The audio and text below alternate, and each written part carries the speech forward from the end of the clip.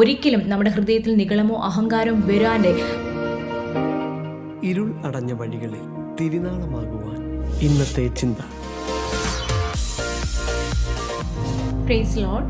Excel media ഇന്നത്തെ ചിന്തയിലേക്ക് എല്ലാ പ്രിയമുള്ളവർക്കും സ്വാഗതം. ഇന്നത്തെ ചിന്തയ്ക്കായി തിരഞ്ഞെടുത്തിരിക്കുന്ന വേദഭാഗം ആമോസിന്റെ പ്രവചനമാണ്. ആമോസിന്റെ പുസ്തകം 2-ാം അധ്യായമാണ് ഇന്നത്തെ ചിന്തയ്ക്ക് ആധാരമായി എടുത്തിരിക്കുന്നത്. ആമോസ് എന്ന വാക്കിന്റെ അർത്ഥം ഭാരം വഹിക്കുന്നവൻ എന്നാണ്. നമുക്കറിയാം, ഈ ഇസ്രായേൽ ജനത്തിൻ്റെ അല്ലെങ്കിൽ ദൈവത്തിൽ നിന്നും അകന്നുപോയ ജനത്തിൻ്റെ കഠിനമായ പാപത്തിൻ്റെ ഭാരം വഹിച്ചുകൊണ്ടാണ് തൻ്റെ ശുശ്രൂഷ താൻ അവിടെ ചെയ്യുന്നത്.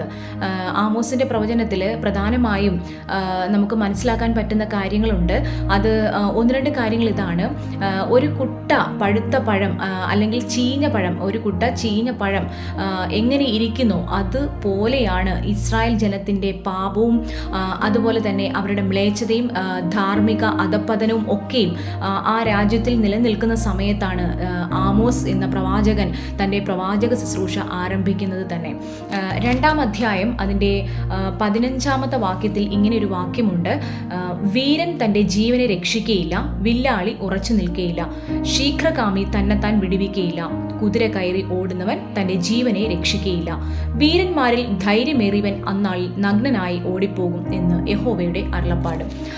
ഇവര് ദൈവത്തിന് നന്നായിട്ട് മനസ്സിലാകുന്ന ഒരു കാര്യം ദൈവം ഈ വാക്യത്തിൽ കൂടി പറയുന്നത് നമുക്ക് മനസ്സിലാക്കാൻ പറ്റുന്നത്, ഈ ഇസ്രായേൽ ജനം അവരുടെ സ്വന്തം ശക്തിയിൽ അല്ലെങ്കിൽ അവർക്ക് എന്തൊക്കെയോ ആയി അല്ലെങ്കിൽ അവരെന്തൊക്കെയോ അവരുടെ സ്വന്തം കഴിവിനാൽ അവർക്ക് എന്തൊക്കെയോ ചെയ്യാം എന്നുള്ള ഒരു വലിയ ഉറപ്പോടുകൂടെ അവർ ഓടിക്കൊണ്ടിരിക്കുകയാണ്. എന്നാൽ അവരറിയുന്നില്ല അത് അവർക്കതിനെ ജയിക്കാൻ കഴിയത്തില്ല, അല്ലെങ്കിൽ ഈ ഒരു കാര്യത്തിൽ മുന്നോട്ട് അവർക്ക് പോകാൻ കഴിയത്തില്ല, ദൈവത്തിൻ്റെ സഹായമില്ലാതെ അവർക്ക് കഴിയത്തില്ല എന്ന് ദൈവത്തിന് നന്നായിട്ട് അറിയാം. എന്നാൽ അത് വകവയ്ക്കാതെ ദൈവത്തിൻ്റെ ഹിതത്തിന് വിപരീതമായി അവരുടെ സ്വന്തം ശക്തിയാൽ അവർ ഓടുമ്പോൾ ദൈവം പറയുന്ന വാക്കുകളാണ്: നിങ്ങൾക്ക് ഇതിനെ ജയിക്കാൻ കഴിയത്തില്ല, അല്ലെങ്കിൽ നിങ്ങൾക്ക് ഇത് സ്വന്തമായിട്ട് ചെയ്യാൻ കഴിയത്തില്ല, നിങ്ങളുടെ ഗർവം, നിങ്ങളുടെ അഹങ്കാരവും നിങ്ങളുടെ ആ ദൈവഹിതമില്ലാത്ത നിങ്ങളുടെ വഴിയും വിട്ട്, നിങ്ങളുടെ നിഗളവും വിട്ട് ദൈവത്തിലേക്ക് മടങ്ങി വരണം എന്നുള്ള ആഹ്വാനമാണ് ഇസ്രായേൽ ജനത്തിന് ആമോസിൽ കൂടി ദൈവം പകർന്നു കൊടുക്കുന്നത്. നമുക്കറിയാം, സങ്കീർത്തനം 33-ന്റെ 16-17 വാക്യങ്ങളിൽ ജയത്തിന് കുതിര വ്യർത്ഥം എന്ന് എഴുതിയിരിക്കുന്നു. അവിടെ നമുക്ക് ഒരിക്കലും നമ്മുടെ സ്വന്തം ശക്തി കൊണ്ടോ അല്ലെങ്കിൽ നമ്മുടെ കൈയുടെ ബലം കൊണ്ടോ മറ്റെന്തെങ്കിലും കാര്യങ്ങളിൽ ആശ്രയിച്ചോ നമുക്ക് മുന്നോട്ട് പോകാൻ കഴിയത്തില്ല. ദൈവത്തിലുള്ള ആശ്രയം മാത്രമാണ് ഒരു മനുഷ്യനെ മുന്നോട്ട് നയിക്കുന്നത്. ഇതിൽ നിന്ന് നമുക്ക് എന്താണ് മനസ്സിലാകുന്നത് ചോദിച്ചാൽ, ഒരു ദൈവപൈതന്റെ ജീവിതത്തിൽ ദൈവം അറിയാതെ ഒന്നും സംഭവിക്കുന്നില്ല.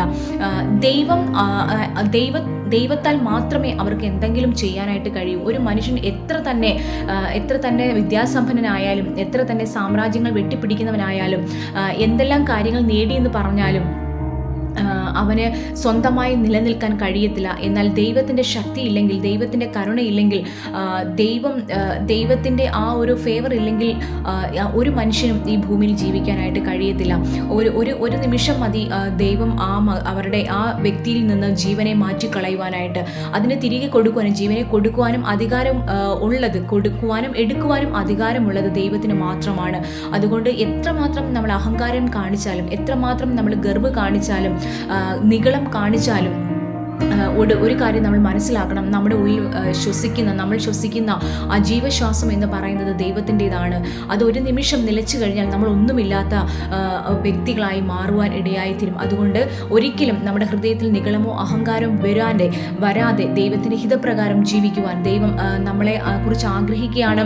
ഈ ഇസ്രായേൽ ജനത്തിൻ്റെ മടങ്ങി വരവിന് വേണ്ടി ആമോസിൽ കൂടി ദൈവം ശക്തമായ ദൂത് നൽകുകയാണ്. മടങ്ങി വന്നാൽ ദൈവം അവരോട് കരുണ കാണിക്കുമെന്നുള്ള ദൂതുകൾ പ്രവാചകന്മാർ കൂടി അനേക സന്ദർഭങ്ങളിൽ ദൈവം ജനത്തിന് കൈമാറിയിട്ടുണ്ട്. ഇന്ന് പകൽ എന്നെ കേൾക്കുന്ന പ്രിയമുള്ളവരോടും എനിക്കിത് തന്നെയാണ് പറയാനുള്ളത്.